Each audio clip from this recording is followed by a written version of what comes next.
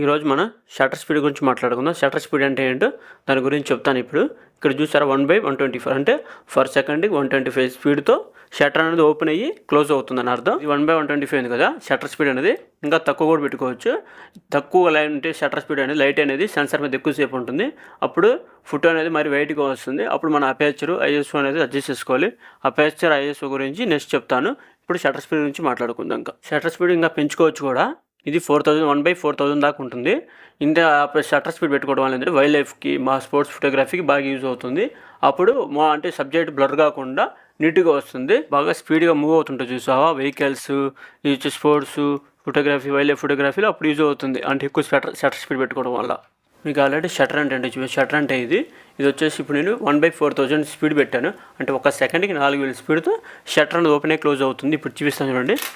అలాగా ఓపెన్ అయ్యి క్లోజ్ అవుతుంది. అంటే 1/4000 స్పీడ్తో.